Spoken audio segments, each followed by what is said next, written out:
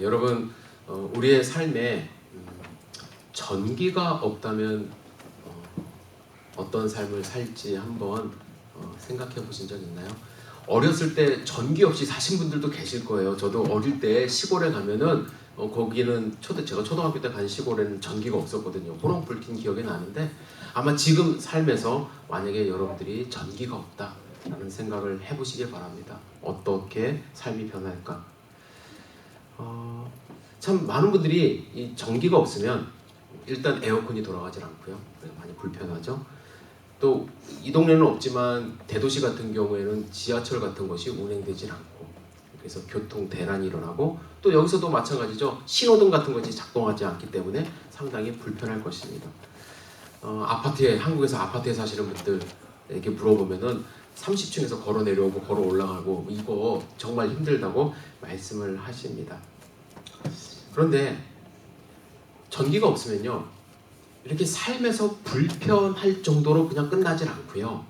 세상이 암흑 세계로 변하면서 무서운 일들이 벌어진다고 합니다. 1977년 뉴욕에 여러분들 아시는 분들 계실 거예요. 25시간 동안 정전이 된 적이 있습니다. 허드스강 인근에 있는 이 변전소에 벼락이 떨어져 갖고 정전이 되었는데 시간이 저녁 8시 37분입니다. 상점들이 이제 문을 닫고 이제 다 집에 간 어두컴컴한 그 시간에 정전이 발생하자 뉴욕은 그냥 불편함으로 끝난 것이 아니라 순식간에 무법천지가 되었다고 합니다. 이튿날 전기가 복구될 때까지 25시간이 25시간 정도밖에 안 걸렸는데 1616곳의 상점이 약탈을 당합니다. 아무도 안 놀라시네? 그럴 수 있지 뉴욕은 그렇게 생각들을 하시나 봐요. 그리고 1037건의 화재가 발생을 합니다. 그리고 하룻밤 각종 범죄로 체포된 사람이 3776명 그리고 다친 경찰관이 550명이나 되었다고 합니다. 뉴욕 대정전이 남긴 것은 재산 피해 규모가 3억 달러 77년인데도 있었고요. 많은 사람들이 이 암흑 세계를 경험하면서 자기 안에 있는 나쁜 어떤 기운들이 다 올라오는 것을 경험했다고 합니다. 근데 참 아이러니한 것이 하나 있는데요. 브롱스 지역에 이제 태동하던 힙합 문화가 이 대정전 때문에 태동을 하고 급성장한 역할도 했다고 합니다. 왜 그러냐면 빈민가 젊은이들이 불이 꺼진 상점으로 달려가 평소에 갖고 싶었던 믹서와 턴테이블, 고가의 음악 장비들을 다 갖고 나왔기 때문에. 그래서 뉴욕의 한 방송의 그 진행자는 정전 다음 날 수천 명의 새로운 DJ가 생겨났다. 이렇게 얘기를 하면서 25시간의 정전 사태는 한 시대를 음악의 시대를 변화시킬 만큼 어떠한 힘을 발휘했다라고 이야기를 합니다. 여러분, 우리 삶에 전기가 없는 것뿐만 아니라 빛이 없다라고 생각을 해보시기 바랍니다. 저녁에 빛이 없다. 또 이 시간에도 빛이 없다. 여기 빛이 아무것도 없다. 우리는 어둠 속에서 두려움에 사로잡힐 수밖에 없고요. 무엇이 옳고 그른지 알지 못한 채 혼란 속에서 살아갈 수밖에 없습니다. 요한복음 8장 우리가 읽은 12절 그 앞에는요. 우리가 잘 아는 사건이 하나 나옵니다. 바리새인들이요. 음행 중에 잡힌 죄 있는 여자를 데리고 옵니다. 그리고 그를 세워놓고 돌로 치려 했어요. 모세의 율법에 따르면 이러한 여자를 돌로 치라고 명했기 때문에 그들은 돌로 치려 했고 예수님에게 묻습니다. 당신 같으면 어떻게 하겠느냐? 그들이 물어본 이유가 있습니다. 예수님의 대답에서 흠을 찾고자 함이죠. 그런데 여러분들이 아시는 것처럼 예수님은 그들의 대답을 듣고 바로 대답하지 않으시고 손가락으로 땅에 무언가를 쓰셨어요. 이건 정말 대단한 일입니다. 왜냐하면 성경의 처음이자 마지막으로 예수님이 무언가를 쓰신 장면이거든요. 그런데 참 애석하게도 주변에 있는 사람들이 그 글을 읽지를 않았어요. 거기에 관심을 보이지 않고 계속 질문만 합니다. 그래서 예수님이 서서히 일어나 이렇게 말씀하시죠. 너희 중에 죄 없는 자가 먼저 돌로 치라. 그리고 나서 다시 몸을 굽혀 손가락으로 땅에 무언가를 쓰셨습니다. 그 정확한 내용이 하신 말씀을 다시 쓰셨는지는 모르겠지만 정확한 내용은 알려지질 않아요. 그 이야기를 들은, 예수님의 말씀을 들은 사람들은 어른에서 젊은이까지 하나씩 하나씩 돌아가고 예수님과 여자만 남게 되었습니다. 그래서 예수님은 이 여인에게 묻습니다. 여자여, 너를 고발하던 그들이 어디 있느냐? 너를 정죄한 자가 없느냐? 라고 말씀하시면서 뭐라고 말씀하셨냐면, 나도 너를 정죄하지 아니하리니 가서 다시는 죄를 범하지 말라. 이 말씀을 하신 후에 12절에 예수님이 오늘 본문의 말씀을 하신 것입니다. 나는 세상의 빛이니 나를 따르는 자는 어둠에 다니지 아니하고 생명의 빛을 얻으리라. 예수님이 바리새인과 이 가늠한 여인의 사건 바로 직후에 이 말씀을 하신 거예요. 따라서 우리는 어떻게 추측해 볼 수 있냐면, 본문의 맥락으로 보면은 예수님은 바리새인과 여인을 보면서 그들은 빛 없는 세상 가운데 사는 사람들로 예수님이 보신 거라는 것이죠. 바리새인은 여러분들은 어떤 사람들입니까? 그들은 결론적으로 말씀드리면 스스로 빛이라고 생각하지만 결코 빛이 될 수 없는 사람입니다. 그리고 오히려 참 빛을 거부한 자들입니다. 바리새인들은 원래 여러분들이 아시는 것처럼 그리스 식민 시대에 그리스가 성전을 더럽히고 막 무자비한 폭정을 했을 때 자기의 믿음을 돌아보기 시작합니다. 그런 유대인들이 생겨났어요. 우리가 믿음이 없어서 말씀을 안 지켜서 그랬다. 그래서 경건주의 운동이 일어납니다. 그래서 하나님의 말씀을 잘 지키자. 이렇게 폭정이 일어나고 막 사람들을 무자비하게 죽이는 건 우리가 잘못해서 그렇다. 그래서 경건주의 운동을 일으킨 사람들이 나중에 바리새파가 된 거예요. 순수한 마음이었죠. 하나님의 말씀을 빛으로 삼고 그 말씀을 빛삼아 인도함 받기 위한 모인 그러한 사람들이라는 거예요. 시편 119편 5절에 주의 말씀은 내 발의 등이요 내 길의 빛이니이다. 주의 말씀이 내 길의 빛이고 내 발등의 빛이라는 그 사실을 마음속에 담고 말씀을 높이 들며 살았던 사람들이에요. 그런데 시간이 지나면서요, 하나님 말씀 대신 자기를 빛내고자 했어요. 하나님 말씀의 핵심은 무엇입니까? 하나님 말씀의 핵심은 하나님을 사랑하고 이웃을 사랑하라, 이것인데 하나님을 형식적으로 사랑하는 것처럼 보이는 삶을 살았고, 이웃을 사랑하는 것이 아니라 이웃을 정죄하고 판단하며 자신이 빛 되고자 했던 사람들입니다. 이러한 행위를 예수님이 보시며 뭐라고 비판하셨나요? 외식하는 자들아, 가면 쓴 자들아, 이런 뜻이거든요. 가면 쓴 자들아, 빛이 아니면서 빛인 것처럼 하고 다니던 그런 사람들입니다. 하나님의 말씀에 빛을 밝히는 자들이 아니라 스스로 빛이 되고자 했던 자들이기 때문에 빛은 사라지고 어둠 속에서 자기가 옳다고 스스로 주장하는, 자기도 갈 바를 모르면서 그렇게 주장하며 사는 사람들이 된 거예요. 리더스 다이제스트, 제가 언젠가 한번 설교 때 말씀드린 것 같은데 이 예화를 1983년 12월호에 이런 일화가 소개되었습니다. 어느 안개 낀 날 밤이에요. 정말로 자욱한 안개 낀 날 밤에 해군 함장이 배를 이제 지시를 합니다. 그런데 저 멀리서 자기 배를 향해 오는 배의 불빛을 봤습니다. 함장이니까 자신 있게 선원에게 명령합니다. 저 배에게, 앞에서 오는 배에게 신호를 보내라고. 어떻게 신호를 보내냐고 했냐면, 당신의 배를 남쪽으로 10도 바꿔라. 선원이 신호를 막 보냈습니다. 그런데 그 배에서 뭐라고 왔냐면, 아니다, 당신의 배의 항로를 북쪽으로 10도 바꿔라. 함장은 조금 열받았어요. 자기의 명령이 이루어지질 않으니까 신호를 보냅니다. 나는 함장이다. 당신의 배의 항로를 남쪽으로 지금 당장 10도 바꾸어라. 다시 응답이 옵니다. 나는 해양 경비대원입니다. 당신의 배의 항로를 지금 북쪽 10도로 바꿔야 합니다. 이 마지막 진호에 화가 난 함장은 다시 보냅니다. 여기는 해군 전함이다. 당신의 배의 항로를 남쪽으로 당장 10도 바꿔라. 돌아온 응답은 다음과 같습니다. 여기는 등대입니다. 당신의 배의 항로를 북쪽으로 10도 바꿔야만 합니다. 세상에 많은 사람들은요, 안개 낀 바다를 항해하면서 등대 보고 항로를 바꾸라고 소리치며 살아가는 경우가 많아요.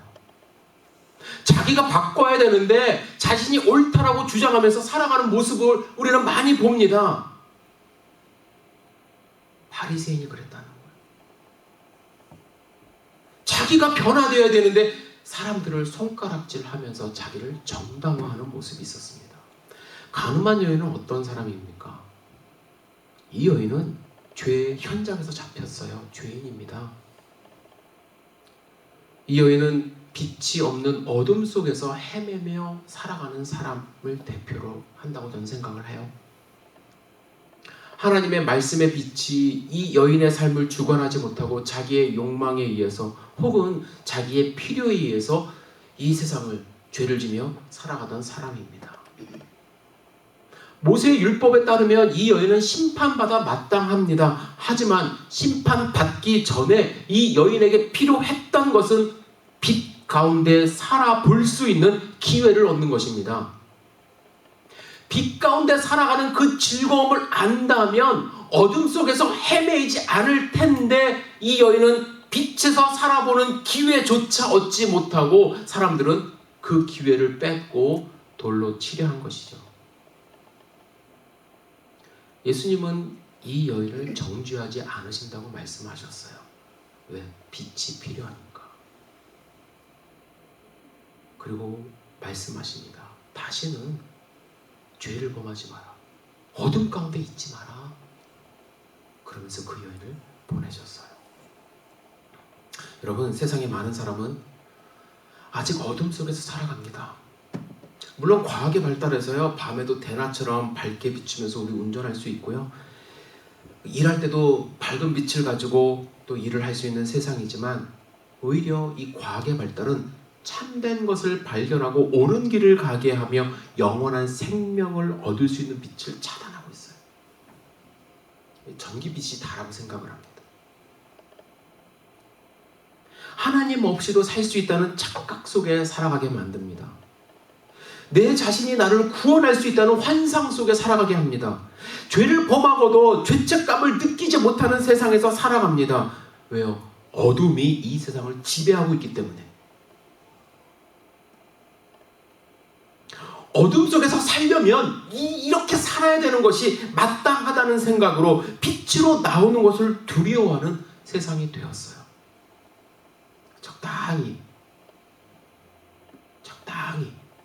불법을 저지르고 적당히 눈속임하고 적당히 하나님 없이 살아가는 것이 현명한 세상인 것처럼 이야기들을 합니다. 그래서 예수님은 이 세상을 보시며 마태복음 15장 14절에 맹인이 맹인을 인도하여 둘이 다 구덩이에 빠지는 세상 같다고 탄식하셨어요. 예수님은 이런 세상에 빛으로 오셨습니다. 빛으로 오셨어요. 예수님이 빛으로 오셨다는 것은 세 가지 의미를 포함합니다. 첫째는 예수님이 빛이라는 것은 빛은 어둠을 물리치고 내 자신을 제대로 보게 하는 역할을 하게 하는데 예수님은 우리를 제대로 보게 하세요. 여러분, 어둠은요 모든 것을 가리고 볼 수 없게 하지 않습니까?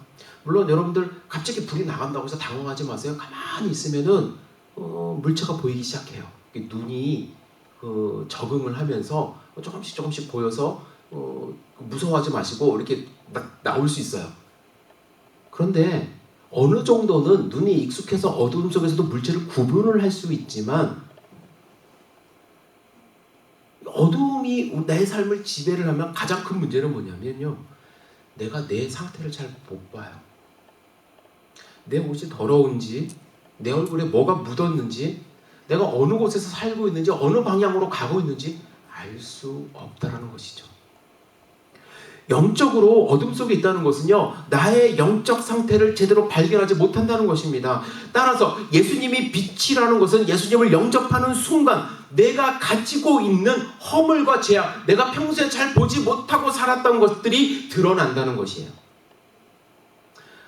유기성 목사님이라고 한 번쯤 들어보셨을 텐데, 우리 서로 사랑하자라는 책에서 이렇게 표현합니다. 빛 가운데 나아간다고 문제나 죄가 사라지는 것은 아닙니다.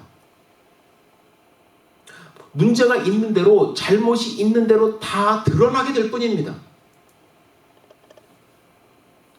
그것이 싫은 사람은 어둠 속에 숨어 살게 되는 것입니다.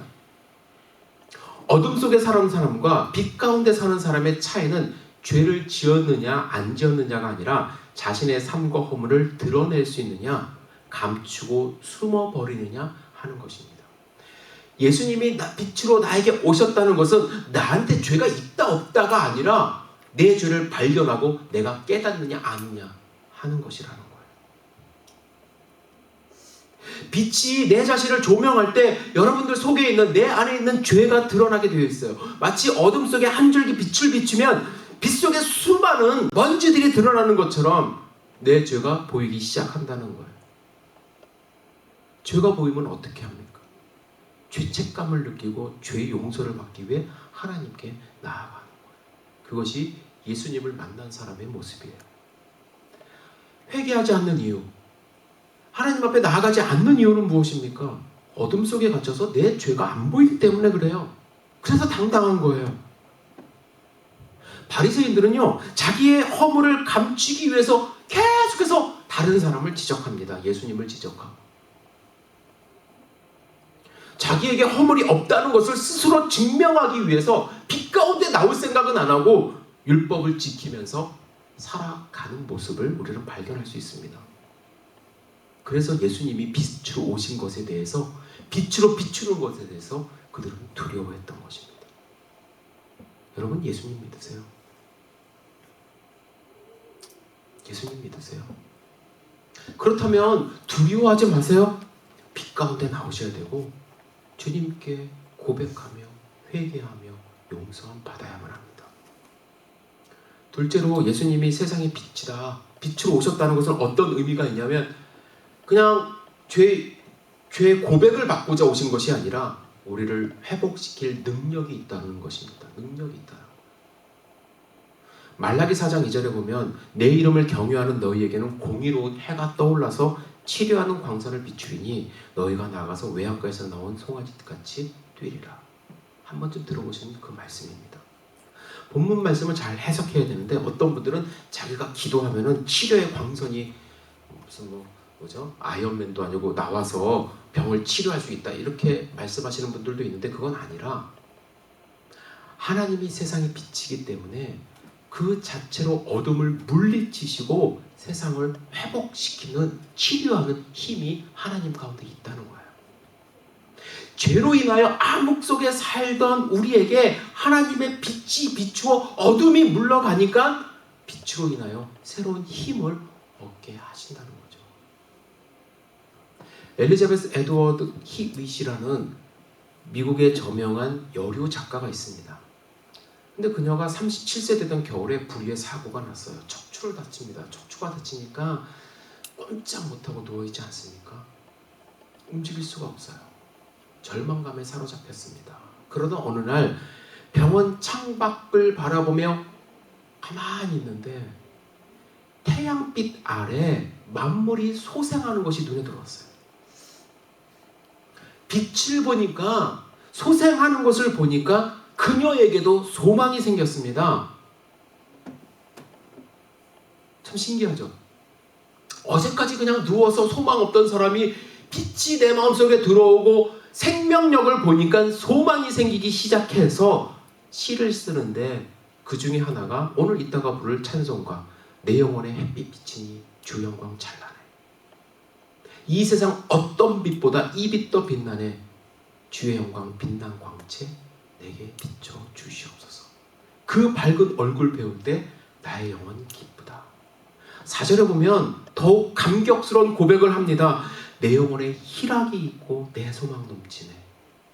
주 예수 복을 주시고 또 내려주시네. 주의 영광 빛난 광채 내게 비춰 주시옵소서. 그 밝은 얼굴 배울 때 나의 영혼 기쁘다. 빛을 발견했어요.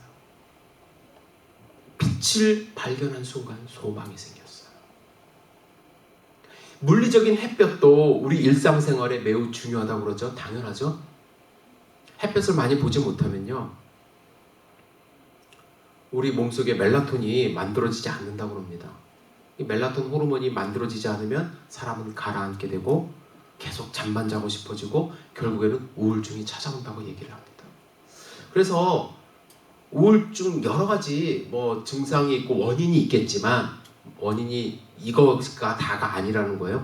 원인이 있겠지만 우울증에 빠진 사람은 집 밖에 잘 안 나오려고 한다고 합니다. 햇볕을 싫어해요. 어둠의 세력에 장악되기 때문에. 그래서 우울증을 해결하는 방법 중에 하나가 자꾸 햇볕을 많이 쬐게 하는 거.